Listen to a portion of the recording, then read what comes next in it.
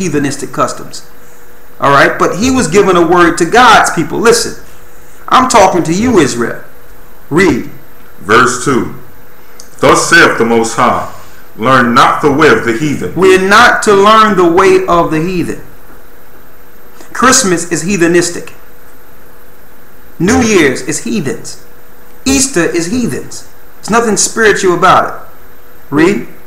And be not dismayed at the signs of heaven. And do not be dismayed at the signs of heaven. That means looking at what's going on in the stars. Read. For the heathen are dismayed at them. The heathen are dismayed at them. They have no idea what the signs are saying right now, because the Most High are skewing the signs to deceive them into doing what they're doing. It's going to further work to their own destruction. So the Most High says, don't worry about when you see certain things in the stars. You can't go by that anymore. Read.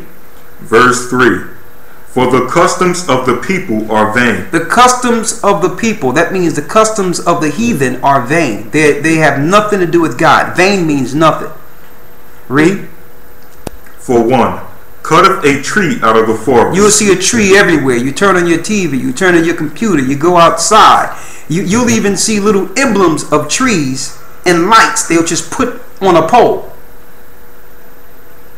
These are idols. These are customs, and it's Nimrod's celebration.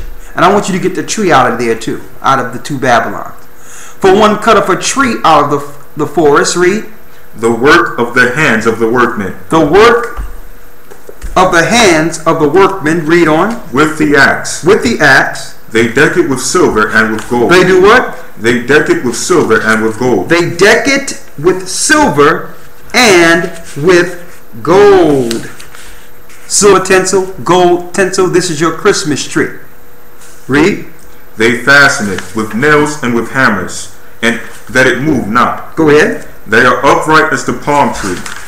They spake not. Go ahead. Thus meets they be born, because they cannot go. Be not afraid of them. So the Most High told us we cannot be afraid of this particular tree. We're not to fear the spirit of so-called Christmas. Now, how can they turn something so evil into a good thing now? We was once afraid of what happened if we didn't celebrate this day. How can something that was fearful to our nation now becomes something we readily accept? The Most High says, don't be afraid of that tree. It's an idol. Read. Be not afraid of them, for they cannot do evil. Go ahead. Neither also is it in them to do good. The tree cannot do evil or good. So what you're doing when you go and set up a tree in your house and decorate it, you are creating an idol. On the top of the tree, you're putting a 5-pointed star, which is the goat head, or an angel, which is involuntary worshiping of angels. You are worshiping an idol that you made with your own hands. It's Babylonian. It's witchcraft. And then you will cut on the lights, and now you have the spirit. You have a spirit all up in your house, lights blinking and all these different spirits operating in your house. And you got the Christmas carols playing, casting a spell on everyone in the house. And one thing that I praise the Most High for is that we're coming to a time where our people are breaking that spirit. We're now walking away from those holidays. We're walking away from Christmas. We're not putting the same spirit we used to put in those particular days. And I thank the Most High for that. We're beginning to break free as a people. And now we're placing our spirit into the Most High. And by doing that, we're building ourselves and tearing down the gods of the nations. And I thank the Most High for that. When you know the truth, it's just another day.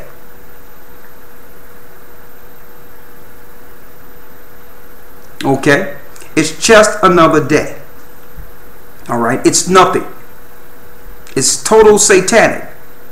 We was dealing with the guy the other day, I think the night before last, and he started going into Kwanzaa.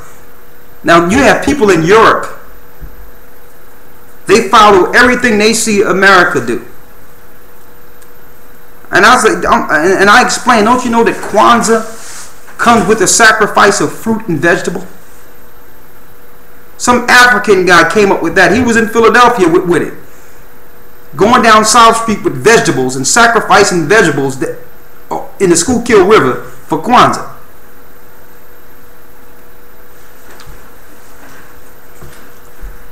So if you want to know the holy days, you go into Leviticus 23 that gives you the holy days according to the Most High. They'll show you the holy days. The majority of holy days are within Leviticus, the 23rd chapter. Well, there is no reason that Christmas is on the Sabbath this year in particular. Okay, December 25th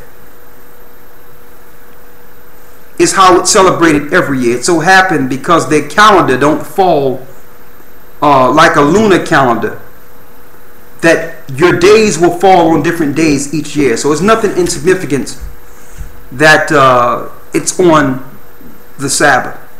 But people need to revolt from Christmas altogether and give reverence to Ahia on the Sabbath and just denounce Christmas altogether. Rest on that day. How can you rest when you're running around all day and trying to get toys and the toys are broke and you're doing all... How is that a day of rest? Children running around, you got toys, stuff blinking, stuff falling down the steps.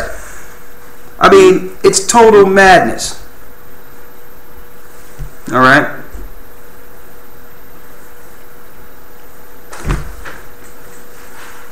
And I'll tell you this, based on the economy and what's about to happen, people will wish soon they had that money they put in Christmas. They're going to wish they had that money, believe me. You can't eat those toys. You can't, you can't, you can't, and the banks are laughing all the way to the bank. Okay? You can't turn those doll babies and your CD players and your big screen TV into food. It's going to come a time where a loaf of bread is going to be worth more than a flat screen. Especially when the only thing you're seeing on your flat screens is it's not a test. This is not a test. Okay? And you see just, you know, a big emergency symbol on your flat screen. Bread will be worth more than your flat screen. You can believe that.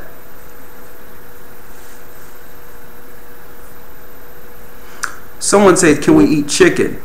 Chicken is under the bird, the fowl family, not the beast family. Okay? Chicken is under fowl, not under beast.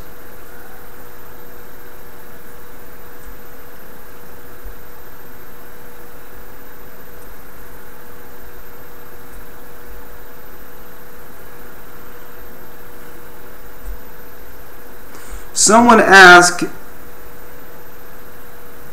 your in-laws very strong on me coming to their house tomorrow. Listen, I'm not going to get in your business and what y'all do in your own house, okay? You make a conscious decision between you and your family. All right?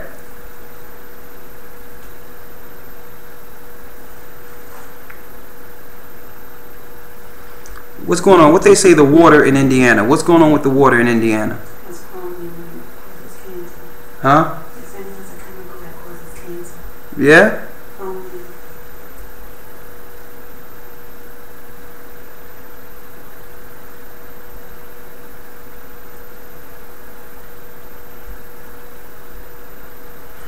Okay.